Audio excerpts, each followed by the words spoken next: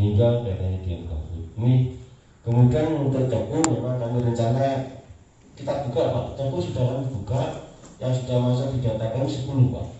Tapi kami ingin membentuk minimal ada 24 personel, karena Pak kita bagi 4 shift Pak, 4 kelompok, setiap kelompoknya itu minimal 6.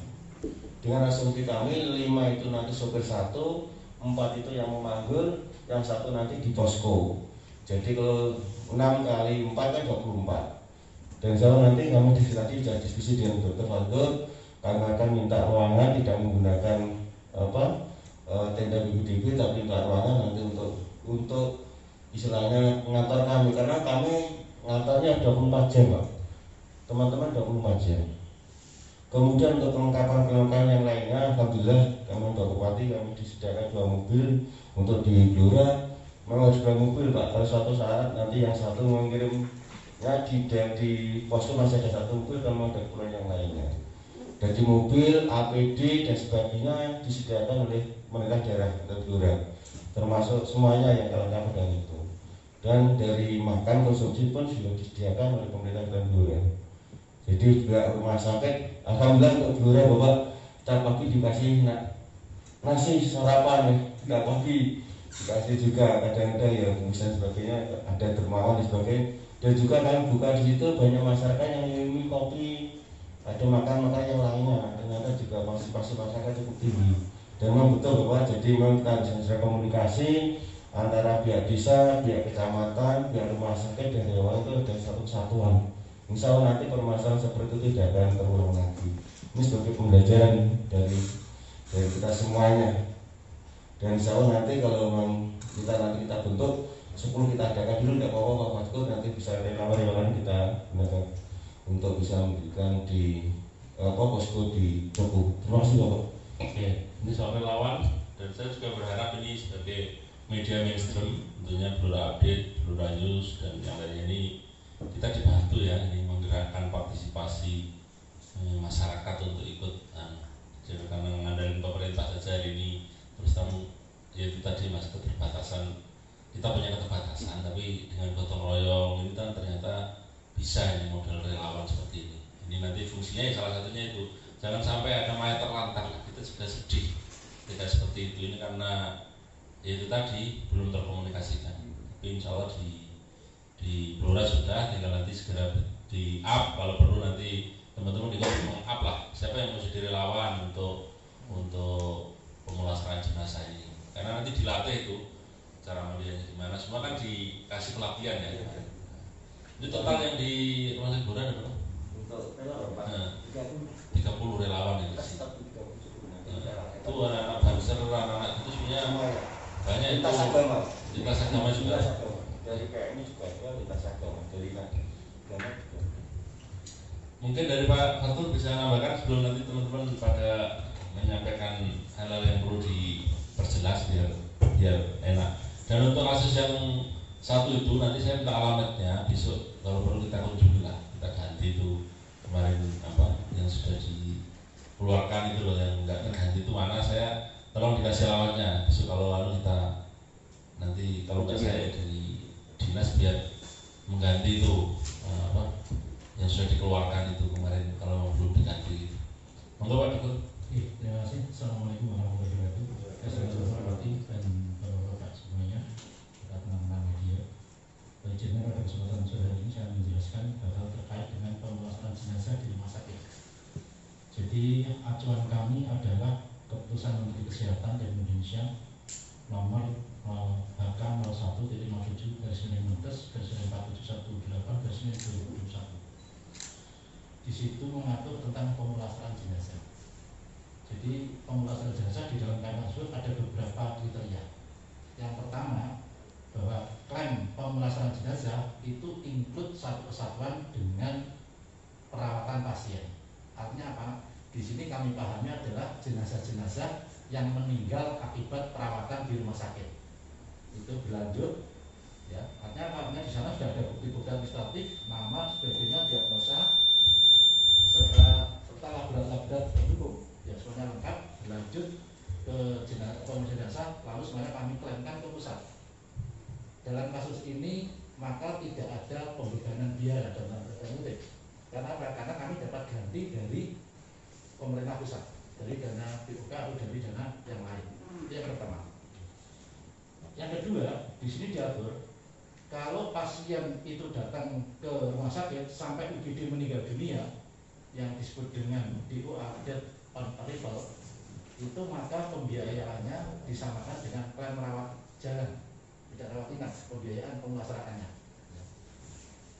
Yang ketiga, kalau ada rumah sakit yang tidak punya unit pemulasaran jenazah, bisa mengirim ke rumah sakit lain yang punya, ya. Cuma klaimnya itu akan diberikan kepada rumah sakit pengirim.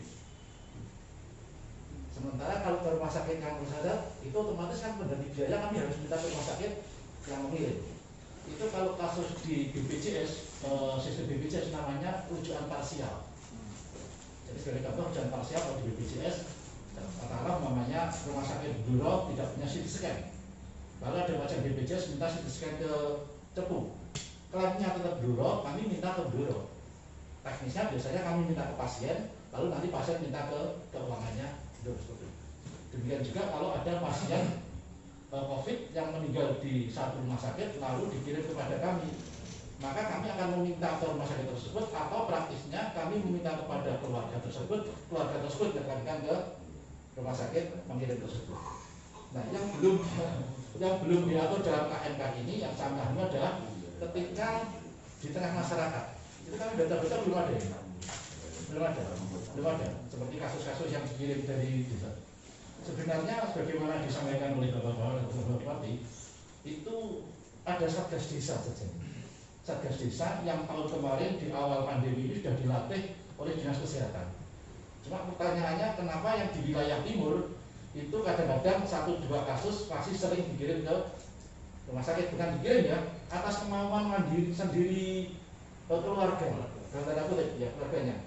Karena apa? Karena mungkin banyak faktor ya, atas kemauan sendiri keluarga dikirim tanpa ada pengawalan, dalam arti dari satgas desa, tanpa ada secara apapun ya, seperti itu.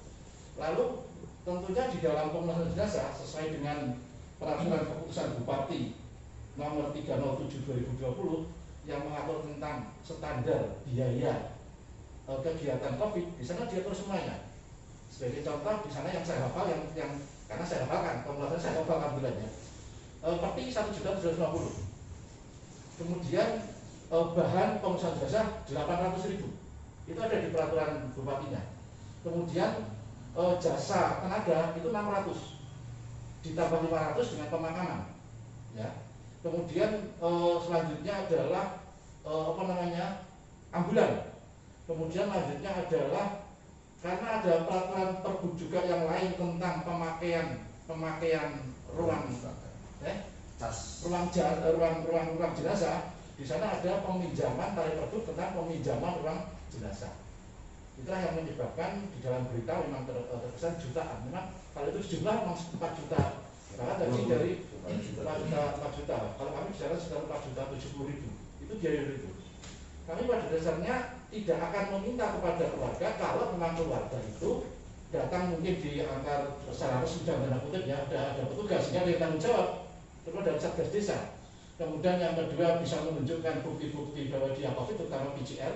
Ya, semua itu karena itu jelas dulu standarnya kan masih PCR sampai sekarang, ya.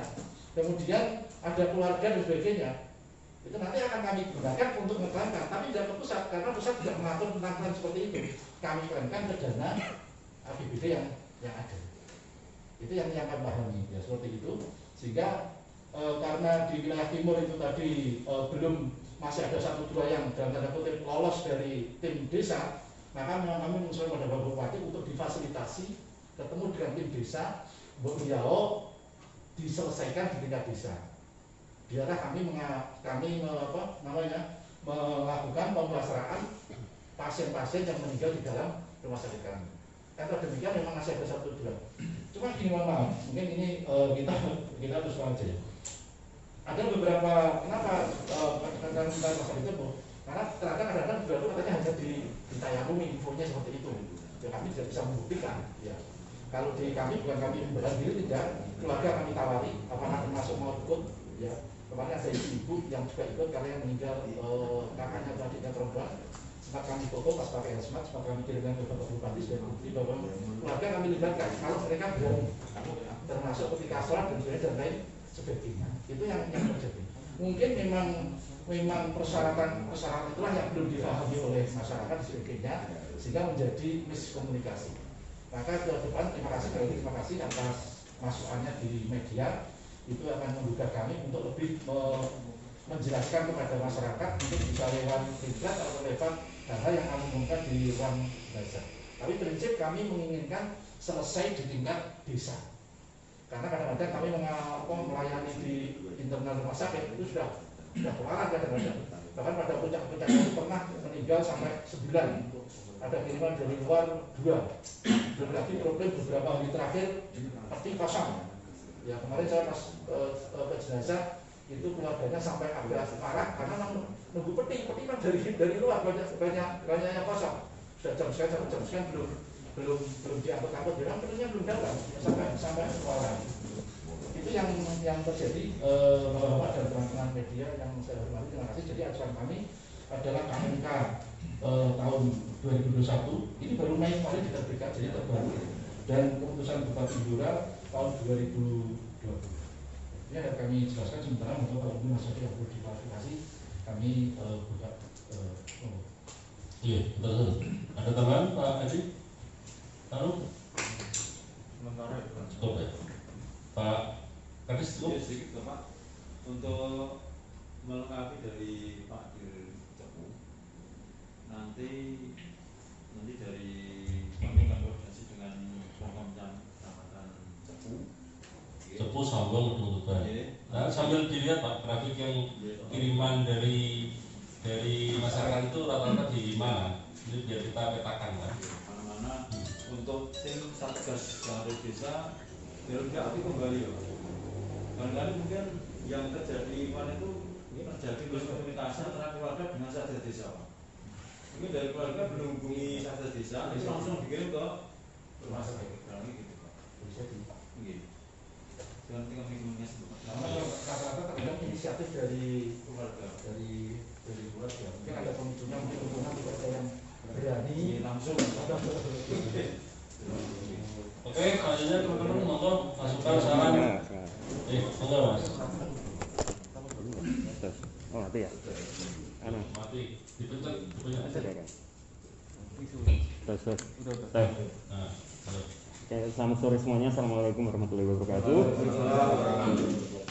Sebelumnya pertama-tama untuk Pak Arif Rahman ya, Pak Bupati, terima kasih kemarin atas bantuannya waktu Bapak saya perawatan sampai makam ya, terima kasih. Terus selamat sore yang saya hormati Pak tenaga kesehatan sama Pak Camat dan semuanya terkait rekan juga. Pertama-tama di sini karena mengalami sendiri saya sedikit mau cerita ataupun curhat kejadian yang mungkin bisa memberikan masukan untuk Kabupaten Blora. Yang pertama adalah di daerah itu di lingkungan saya sendiri itu hampir ibaratnya bisa dikatakan 80% orang sakit semuanya. Ada yang satu rumah itu keseluruhan, ada yang cuma sehat satu, rata-rata seperti itu. Keluh kesahnya adalah memang cuaca yang ekstrim. Terus yang kedua adalah kelelahan bekerja. Itu berdampak biasanya meriang atau bahasanya masuk angin gitu. Terus bertambah dari situ biasanya naik ke arah asam lambung karena nggak doyan makan. Jadi mau nggak mau asam lambung. Sesudah asam lambung ini cukup akut, makan nggak teratur, nggak tertib, akhirnya bertambah ke sesak napas. Nah, sesak napas ini saya lihat itu hampir untuk ya rata-rata untuk yang sedikit akut itu penyebabnya karena memang asam lambung naik, sesak napas. Terus pertolongan pertama yang sebetulnya saya lihat sendiri salah satunya bapak saya ataupun tetangga gitu adalah bantuan oksigen. Nah, karena banyak yang sesak napas, terus kemarin pas di rumah sakit saya juga lihat banyak orang rata-rata memang keluhannya sesak napas ya, karena asam lambung yang tinggi. Nah, di sini memang saya lihat tenaga kesehatan ataupun ruangan dan lain-lain terbatas. Pak gedungnya lumayan banyak banget. Akhirnya sebetulnya ada yang diterima, ada yang ditolak. Dari situ sebetulnya memang kalau mindset saya pribadi sebetulnya kayak kemarin yang saya alami, bapak saya kayak sebetulnya butuhnya bantuan oksigen. Tetapi karena memang kita di rumah nggak ada, saya coba hubungi dokter klinik juga stoknya habis. puskesmas katanya juga kurang-kurang dan lain-lain. Jadi saya paksakan keliling cari oksigen. Mau nggak mau saya bawa ke rumah sakit. Walaupun dalam tanda kutip kondisinya waktu itu memang pas pertama direpit, terus pas selesai dimakan saya ambil suratnya, ternyata awal masuknya itu negatif. Tapi karena saya kebutuhan oksigen cukup urgent kondisinya, itu netet. Dah, yang penting dapat pertolongan pertama. Nah di sini saya melihat di lingkungan itu saat ini memang saya pikir anggaran bansos masih tersedia cukup, jadi paling tidak menyediakan 1-2 tabung yang bisa digilir kalau ada yang kritis. Jangan sampai kebawa, maksudnya kalau bisa isolasi mandiri di rumah secara mental itu lebih bagus, soalnya kalau di rumah sakit memang benar di kotak gitu ya. Jadi kalau menurut saya pertama usulannya adalah kalau bisa anggaran bansos sedikit dibelikan aset atau aktiva untuk setiap RT. Jadi nanti misalkan ada yang sesak napas itu bisa dipakai giliran supaya nggak semua dibawa ke rumah sakitnya sudah kewalahan soalnya. Kalau masih bisa ditangani di rumah saya pikir itu lebih bagus pertama. Seperti itu Pak Arif ya. Terus ya, untuk oksigen mungkin nggak kalau masing-masing desa itu punya cadangan untuk beli itu gimana Pak Kadis? Kalau selama suplai oksigen siap, karena kebetulan oksigen itu kan pihak ketiga. Ini hari ini kami juga kritis sekali. Ya. Sulitan itu. Okay. Bahkan kita juga mendengar di media beberapa rumah sakit sampai fatal itu ya. Cuma kalau setiap hari kami itu bersih dan kekurangan mencari oksigen. Cuma setiap hari habis berangkat lagi. Kalau negaranya ada barangnya. Oke. Tapi harapan saya gini Pak, maksudnya nggak hanya di saat ini ya, ketika titik pusat ini, tetapi itu suatu saat bisa menjadi aset aktif yang di mana-mana ibarat yang misalkan turun temurun bisa dipakai gantian, entah mungkin kondisinya setahun, 2 tahun, 3 tahun di rolling. Ya, sedangkan isi nanti dibelikan sama pihak lingkungan sendiri. Tabungnya disediakan. Tolong di DJ itu dimungkinkan untuk pengadaan tabung oksigen ini. Mungkin di masing-masing posko bisa punya ya, entah itu ditaruh posko sesuai jumlah RT-nya. Kalau nanti diperoleh posko nanti dikelilingkan itu kan teknis kan. Yeah. Tapi minimal kalau per RT ada kayaknya lebih ringan. Jadi bisa rolling. Kalau RT-nya berapa minimal jumlah tabung sesuai jumlah RT. Gitu. Kami sangat setuju ya. Tapi posisi saat ini sekarang selain barangnya juga sulit, itu nanti jadi rebutan. Oke Pak. Orang siji sing butuh rebutan rame gitu.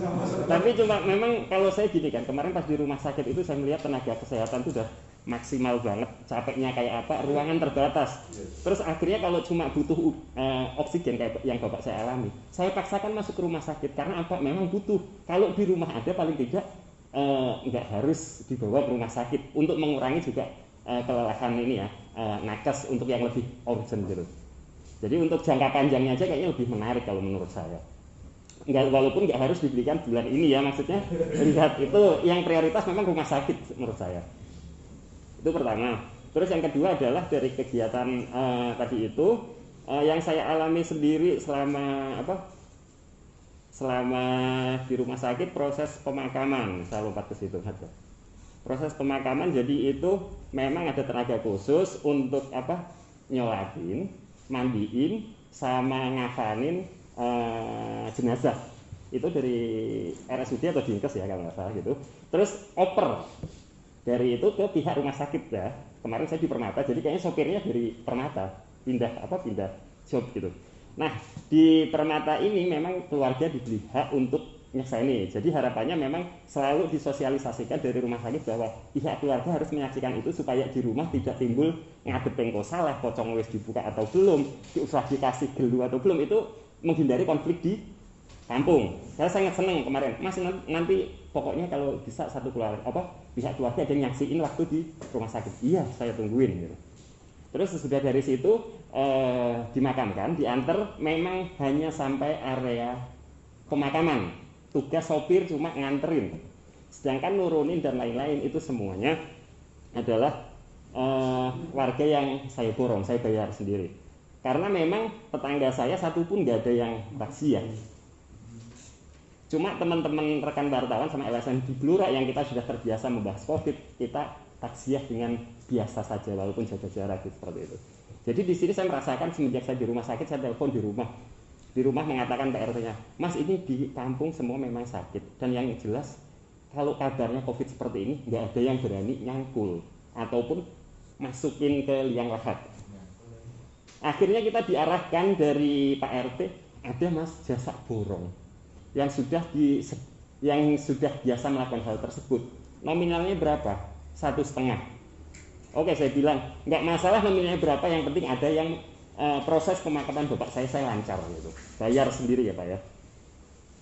Terus usai pemakaman itu yang gotong sampai memasukkan itu saya perhatiin untuk unsur APD lengkap itu kayaknya tidak. Jadi asal yang penting ada nempel kayak depan-depan, kalau secara kulit dia nggak rapet, nggak seperti relawan yang gunakan itu baju putih atau hijau.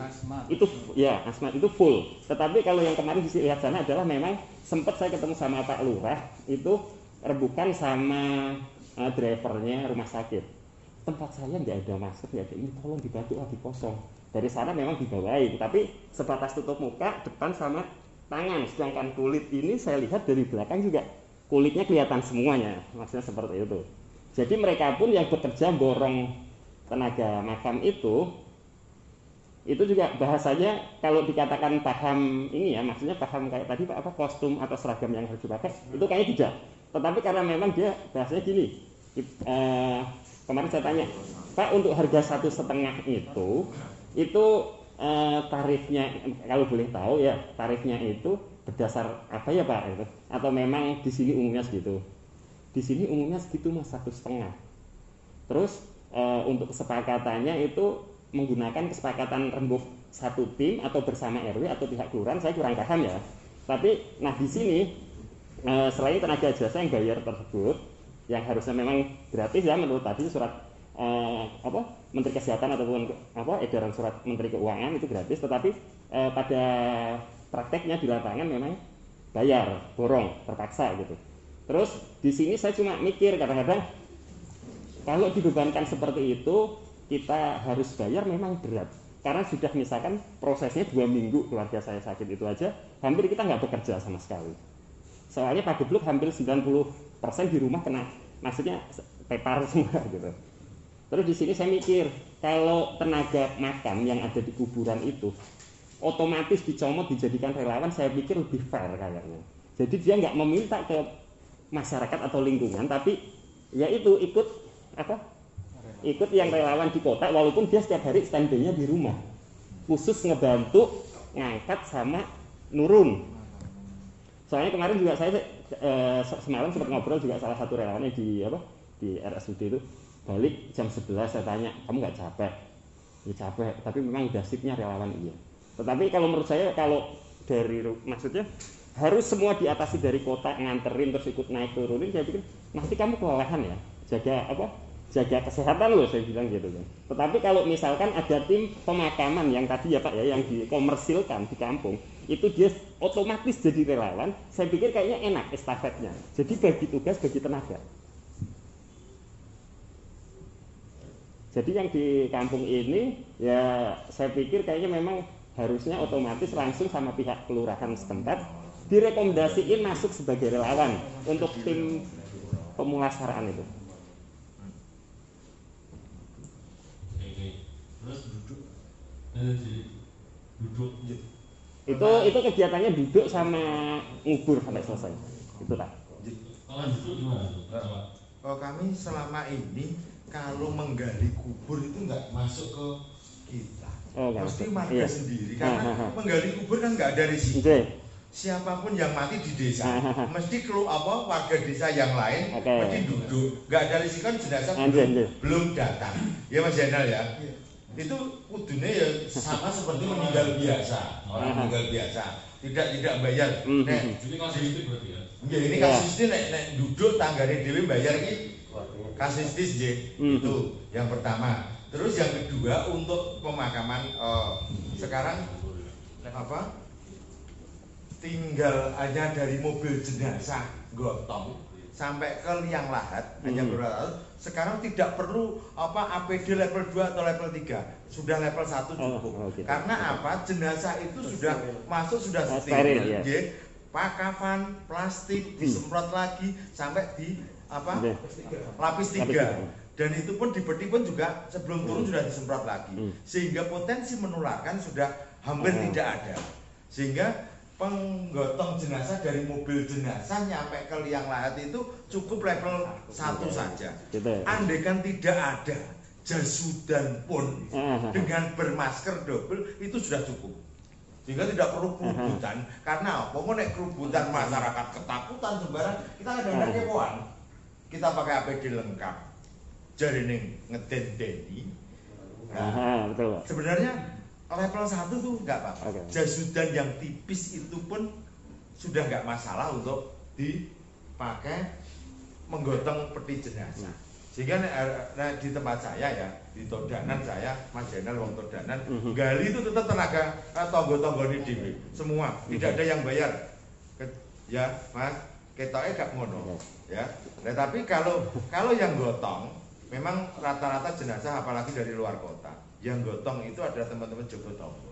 Apa dulu kita tenaga kesehatan, tenaga puskesmas dan satgas kecamatan itu mengarahkan gotongnya ini, ya memasukkan pakai tali, kan nggak biasa orang bisa pakai masuk tali. Itu mengarahkan sampai ke situ pemakaian APD, ono sing nggawa tangki nyemproti, itu seperti itu sebenarnya itu peran Jogo Tonggo. Jadi kalau di Permenkes itu duduk itu tidak masuk. Maksudnya cuma di urutnya itu ya Pak. Jadi dari itu Permenkes itu peti pemulasaraan dengan pemandikan, terus kafan dan peralatannya komplit, ngirim ambulan, ngirim jenazah sampai ke tempat pemakaman. Itu yang tercover di dalam Permenkes itu. Jadi gak ono duduk, gak ono apa, nggak ada. Itu berarti Ahmed ya, sing jasa pemulasaran itu sampai memasukkan hanya ke liang lahat, itu plus nguruk juga atau enggak Pak? Plus nguruknya juga. Yang jasa mana? Yang itu loh, relawan pemulasaraan dari rumah sakit itu di akadnya itu sampai cuma masukkan peti atau plus sama bantu nguruki, apa maksudnya nutup timbun tanah. Iya, terima kasih Bapak. Jadi relawan kami hanya mengantarkan dan sampai memasukkan ke liang lahat. Setelah menggulung itu tidak mungkin Pak.